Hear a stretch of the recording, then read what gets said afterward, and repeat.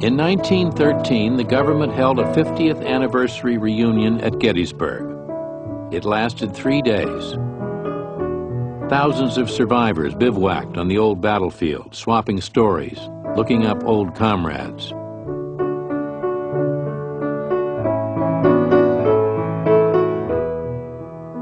The climax was to be a reenactment of Pickett's charge. As the rebel yell rang out and the old Confederates started forward again across the fields, a moan, a gigantic gasp of unbelief, rose from the Union men on Cemetery Ridge. It was then, one onlooker said, that the Yankees, unable to restrain themselves longer, burst from behind the stone wall and flung themselves upon their former enemies. Not in mortal combat, but embracing them in brotherly love and affection. William Faulkner said once that history is not was, it's is. And what we need to remember about the Civil War is that the Civil War is in the present as well as in the past. The generation that fought the war, the generation that argued over the definition of the war, the generation that had to pay the price in blood, that had to pay the price in blasted hopes and a lost future, also established a standard that will not mean anything until we have finished the work.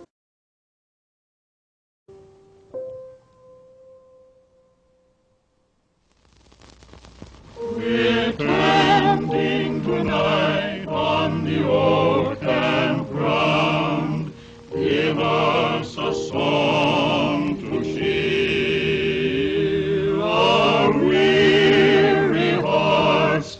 Gettysburg's guns are still, and the dead sleep on. America's most famous battleground is a camp again, with a road dividing the blue and gray. There is no other dividing line now, as 2,500 veterans gather from north and south to mark the 75th anniversary of America's Armageddon. Hello!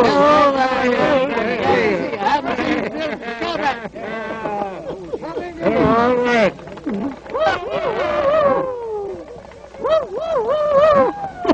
That's the rebel yell.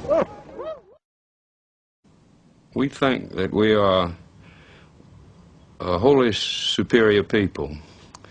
If we'd been anything like as superior as we think we are, we would not have fought that war. But since we did fight it, we have to make it the greatest war of all times. And our generals were the greatest generals of all time. It's very American to do that.